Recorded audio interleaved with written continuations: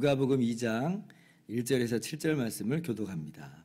그때에 가이사 아구스도가 영을 내려 천하로 다 호적하라 하였으니 이 호적은 구레뇨가 수리와 총독이 되었을 때에 처음 한 것이라. 모든 사람이 호적하러 각각 고향으로 돌아가매 요셉도 다윗의 집 족속이므로 갈릴리 나사렛 동네에서 유대를 향하여 베들레헴이라는 다윗의 동네로 그 약혼한 마리아와 함께 호적하러 올라가니 마리아가 이미 잉태하였더라. 거기 있을 그때에 해산할 날이 차서 같이요. 첫 아들을 낳아 강보로 싸서 구유에 누였으니 이는 여관에 있을 곳이 없음이로라. 아멘. 할렐루야. 하나님의 크신 은혜와 평강이 오늘도 변함없이 여러분 가운데 가득 넘치기를 주님의 이름으로 축원합니다. 오늘 본문 말씀은 이제 드디어 예수님께서 탄생하시는 그 위대한 사건을 기록하고 있습니다. 하나님의 아들이 범죄한 우리를 구원하기 위해서 우리와 똑같은 사람이 되어 이 땅에 오신 것이에요.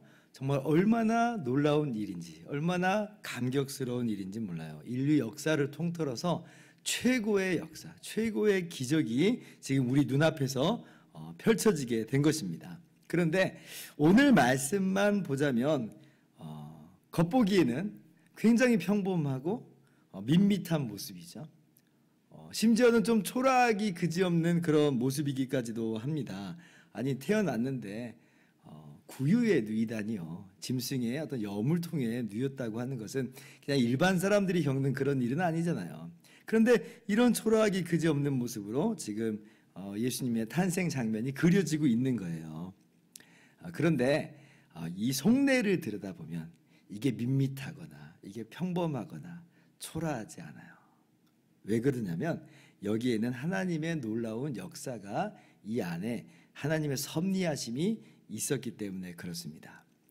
오늘날도 뭐 우리가 이제 출산을 한다고 그러면 여러 가지 계획을 하면서 출산을 이제 하게 되죠. 어떤 병원에서 뭐 아이를 할까, 어떤 산후조리원에서 조리를 할까, 뭐 이와 함께 아이와 함께 거할 보금자리들을 뭐 이쁘게 잘 꾸며 놓아야 만반의 준비를 다 하면서 그렇게 모든 계획을 이렇게 출산에 맞춰서 한단 말이에요. 자, 그런데 요셉과 마리아는 그렇지 못했다는 거잖아요. 그래서 사실은 참 평범하고 밋밋하고 초라해 보이잖아요.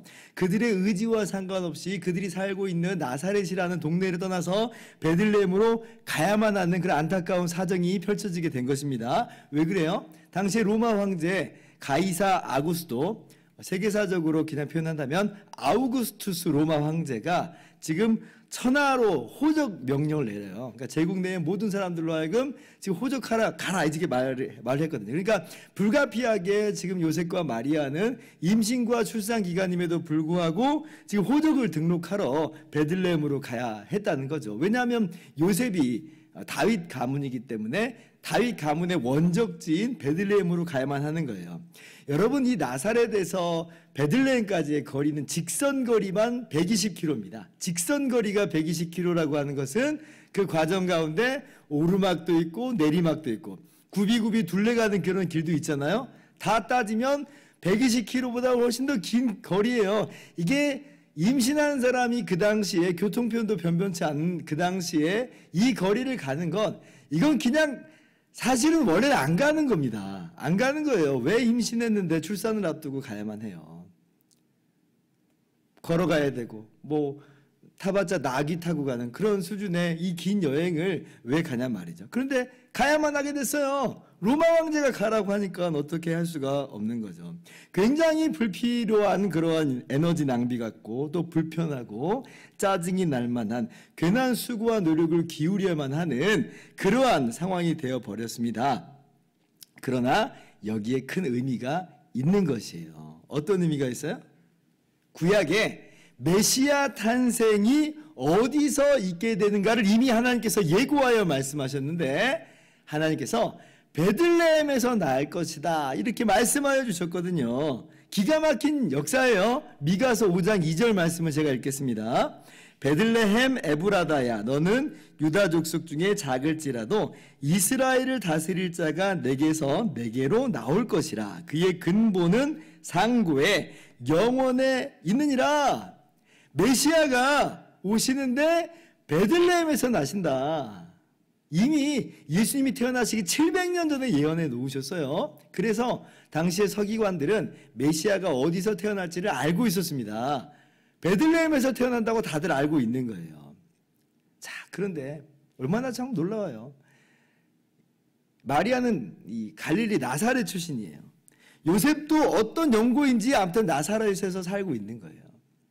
하등 지금 베들레헴으로 갈 일이 없고 베들레헴까지 가서 아이를 낳을 일이 없는데, 그런데 하나님께서 이렇게 이끌고 가시는 놀라운 역사가 오늘 말씀 속에 있다는 거예요. 하나님의 섭리, 하나님의 역사하심을 오늘 말씀 속에서 여러분 바라볼 수 있기를 바랍니다. 기가 막히죠. 그것도 하나님께서 어떻게 섭리하시는 거예요? 당시의 세계를 호령하는 로마 황제를 움직여가지고 역사하시는 거예요. 로마의 총독을 통해서 실행하게끔 하면서 움직이고 가세요. 한마디로 말하면 지금 베들레헴에서 예수님이 태어나도록 하기 위해서 하나님이 로마 제국 전체를 지금 들어서 사용하고 있고 움직이고 있는 거예요. 물론 로마 황제, 로마 총독 자기들이 뭐 하나님의 지금 이런 도구와 역사로 자기가 쓰임받고 있을 거라고는 전혀 꿈에도 생각을 못하고 있겠죠. 로마 황제는 뭐 지금 사람들을 파악하느라고 어쩌면 세금을 걷어들이려고 하는 일일지 모르겠습니다. 총독은 황제가 하라니까 그냥 딸랑딸랑 하면서 지금 수행하고 있는 거겠죠. 그러나 이 모든 것이 메시아 탄생의 한낱 도구에 불과한 거예요. 세계를 좌지우지한다고 하는 로마 황제도 하나님의 이러한 역사와 섭리의 한낱 도구에 불과하다. 하나님께서 움직여 가시는 대로 간다는 거예요. 그래서 저는 지금 나사렛에서 베들레헴으로 가는 이 길이 마치 이런 길로 보입니다.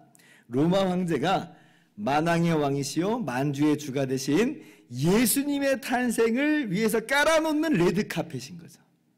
자기들은 몰라요. 자기들은 자기들의 의지대로 다른 마음을 갖고 하는 거지만 하나님의 간섭하심과 섭리와 역사 아래서 로마 황제가, 로마 제국이 만왕의 왕이요 만주의 주가 되신 예수님의 탄생길을 예비하는 레드카펫을 쫙 깔아놓는 거예요. 그러므로 우리의 눈으로 볼 때 이 모습이 밋밋해 보이고 평범해 보이고 초라한 모습처럼 보이지만, 로마 황제가 좌지우지하는 그러한 모습처럼 보이지만, 그러나 믿음의 눈으로 보면 정반대입니다. 정반대예요. 로마 황제가 좌지우지 당하고 있죠. 로마 제국이 좌지우지 당하고 있어요. 로마 황제는 기껏 지금 수행원 역할을 하고 있는 것이라 볼 수가 있어요.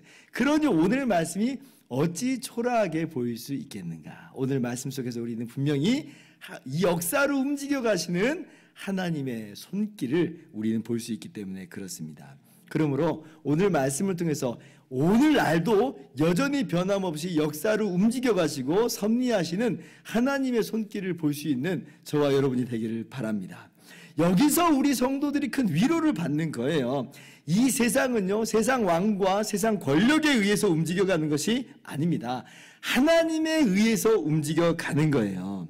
근데 그 하나님이 우리 하나님이잖아요. 예수 그리스도를 통하여서 우리 아버지가 되어주셨잖아요. 우리가 하나님의 자녀가 됐어요. 그러니 우리가 어찌 평안하지 않을 수 있겠느냐 하는 것입니다.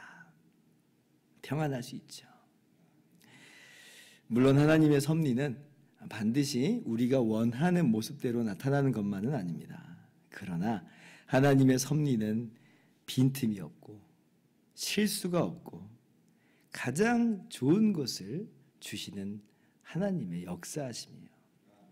우리가 알거니와 하나님을 사랑하는 자, 곧 그 뜻대로 부르심을 입은 자들에게는 모든 것이 합력하여 선을 이루느니라.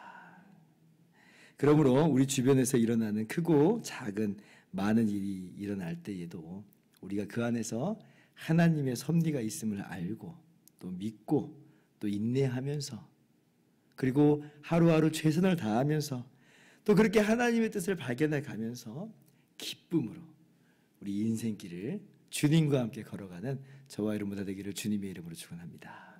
기도하겠습니다.